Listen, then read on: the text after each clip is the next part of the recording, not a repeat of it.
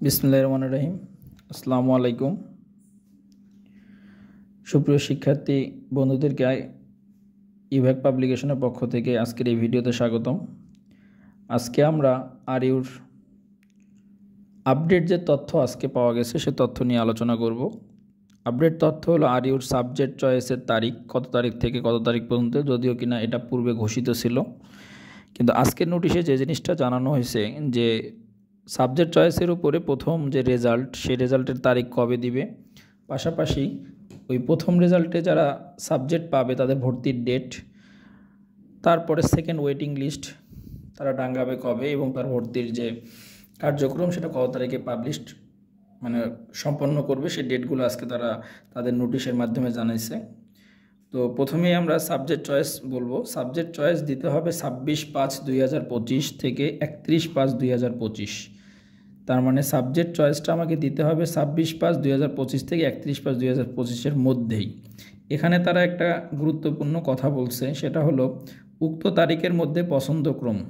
তার মানে subject choice যদি উক্ত তারিখের মধ্যে পছন্দক্রম পূরণ না করলে সি ইউনিটের কোনো বিভাগে সে আর বিবেচিত হবে না। তার মানে ভর্তির যে কার্যক্রম, সে কার্যক্রম থেকে সম্পূর্ণ তার যে রোল টোটালি আমার ভর্তি কার্যক্রম থেকে বাদ পড়ে যাবে। তার মানে 26 তারিখ থেকে 31 তারিখের মধ্যে অবশ্যই সাবজেক্ট চয়েস দিতে হবে। দিলে সে ভর্তি প্রক্রিয়ার সাথে যুক্ত থাকবে। যদি সাবজেক্ট চয়েসটা সে না দেয় তাহলে ভর্তি প্রক্রিয়ার সাথে সে কোনোভাবেই আর যুক্ত থাকবে না। সে কথাটাই তারা তাদের নোটিশের মাধ্যমে জানাইছে। তো যারা সাবজেক্ট চয়েস দিবে তাদের প্রথম যে তালিকা, নির্বাচন তালিকা, সেটা প্রকাশিত হবে 4/6/2025, তার মানে জুন মাসের 4 তারিখে, এবং ভর্তি প্রক্রিয়া শুরু এবং শেষ হবে 16 তারিখ, 17 তারিখ এবং 18 তারিখ। জুনের 16, 17, 18 এই 3 ডেটে তারা তাদের ভর্তি কার্যক্রম শেষ করবে। এটা হওয়ার পরে যে আসনগুলো ফাঁকা থাকবে সেই আসনগুলোর জন্য দ্বিতীয় নির্বাচন তালিকা তারা প্রকাশ করবে। সে দ্বিতীয় নির্বাচন তালিকা প্রকাশ করবে হলো 21 তারিখে, 21/6/2025 তারিখে। এটার যে লিস্ট নাম আসবে সে নামগুলা তারা ভর্তি শুরু করবে হলো 23 তারিখ এবং শেষ করবে 24 তারিখ। তার মানে সেকেন্ড যে মেরিট লিস্ট, সেই মেরিট লিস্টে যে নাম রোল আসবে সেটা 23 এবং 24 তারিখে ভর্তি প্রক্রিয়া শেষ করবে।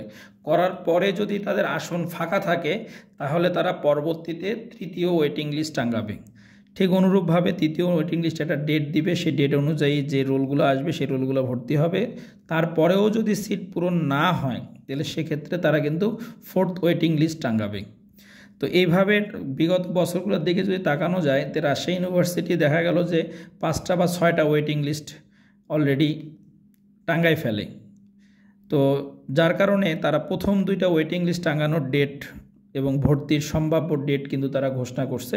তো পর্যায়ক্রমে আশা রাখতেছি পর্যায়ক্রমে আরও 2টা থেকে 3টা ওয়েটিং লিস্ট টাঙ্গানো হবে। তো যারা দূরে সিরিয়াল আছে তারা অবসর খাওয়ার কোনো কারণ নাই। কারণটা হলো ভর্তি প্রক্রিয়া এখনও কোনো ইউনিভার্সিটির 100% শেষ হয়নি, যার কারণে তোমাদের আশা ভঙ্গ হওয়ার কোনো কারণ নাই। তোমরা যে পজিশনেই থাকো না কেন, যদি তোমার রাজশাহী ইউনিভার্সিটির টার্গেট থাকে ওয়েট করো, ইনশাল্লাহ তোমরা সাবজেক্ট পেয়ে যাবা। তো আজকে রাজশাহী ইউনিভার্সিটির যে সি ইউনিটের যে আপডেট, সেই আপডেট আজকে আমরা দেওয়ার চেষ্টা করলাম এই ভিডিওর মাধ্যমে।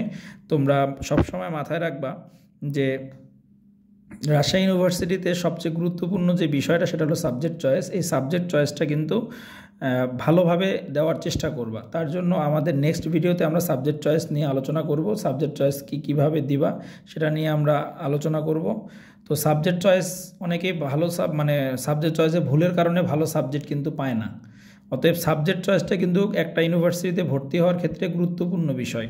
সুতরাং নেক্সট যে ভিডিওটা রাজশাহী ইউনিভার্সিটির যে আসবে সেখানে তোমরা অবশ্যই সাবজেক্ট চয়েসের একটা লিস্ট পেয়ে যাবা কীভাবে তোমরা সাবজেক্ট চয়েসটা দিবা।